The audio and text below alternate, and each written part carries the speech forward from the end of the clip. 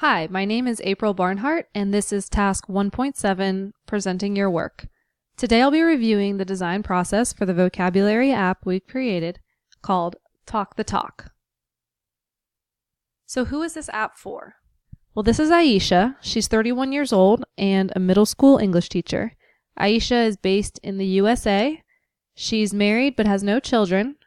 She has a bachelor's degree in education and has decided to begin pursuing a master's in administration. Aisha likes to organize her time very carefully. She also enjoys studying learning theories, so she knows what will work and what won't work when it comes to learning new vocabulary.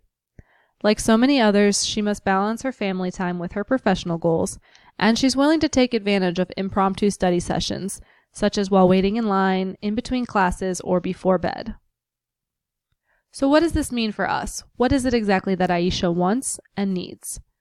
Well, since Aisha is pursuing a master's degree in education administration, she needs a way to learn new vocabulary for her studies. On top of that, her experience should be enjoyable. She likes learning in an organized fashion, so she feels confident in her progress. Her experience should be effective. Aisha must wind up with the correct knowledge and vocabulary to become a school principal when the time does come. The experience should be efficient. She wants to spend only 30 minutes per day as she's very busy and highly engaged with her community. So we know that Aisha is going back to school so that she can make a positive difference in her community. She definitely does not want her studies to detract from her personal responsibilities or other obligations. As we designed the app, we had to keep in mind some of Aisha's requirements. Aisha has struggled in the past to compile all relevant vocabulary terms for her studies.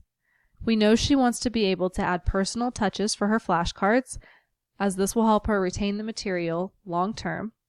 And she's often busy with school and volunteering, so she sometimes struggles to find enough time for herself. Here you can see some of the early design ideas for the app. I personally learned 2 new methods for creating new designs. The Crazy Eights method forces you to create 8 ideas in 8 minutes, which was a lot of fun.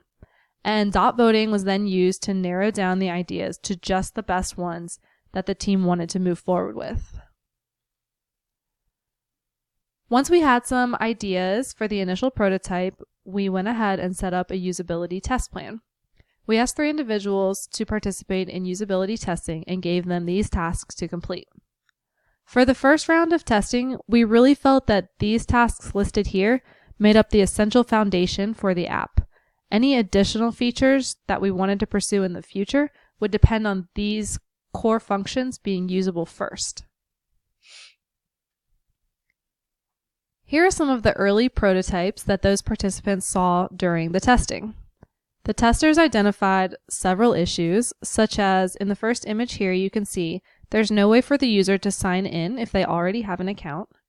On the second image you can see the buttons are not clear-cut and obvious. There was confusion as to whether the user should click near the top of the screen on the image or the title, or whether they should go below to try to select something from the list. And in the third and fourth images you can see there's no way to edit a pre-existing flashcard. We had a function to create a new flashcard and put lots of customization into it, but we didn't actually have a way to edit an existing flashcard. So as a result of the usability testing, we were able to generate this report, which included some good recommendations to move forward. As you can see, the most severe problem was associated with editing an existing flashcard, as I mentioned. We found that there was just no way for users to complete this task because we had erroneously relied on using the screens for creating a new flashcard. However, the usability testing revealed that these 2 tasks are completely distinct and did not have overlap in the screens that we wanted to use. So the recommendation was to build a separate function where the user could edit a pre-existing flashcard that she had either downloaded or previously created. Following the usability testing and the recommendations, we did generate these improved prototypes. This is the team's response to those recommendations. So now we have the option for users to sign in if they already have an account. We have a much larger, more obvious button so that users cannot tap in the wrong place. And we now have the ability to edit an existing flashcard, as you can see on the right-hand side of the screen. In the future, we do want to add some additional functions, such as the ability to add study goals and reminders for individuals.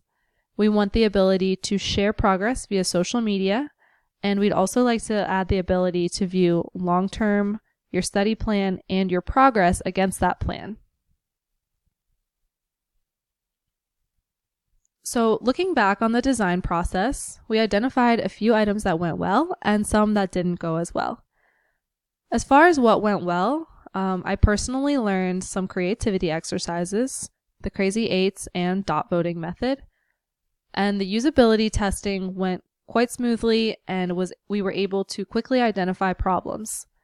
What didn't go well?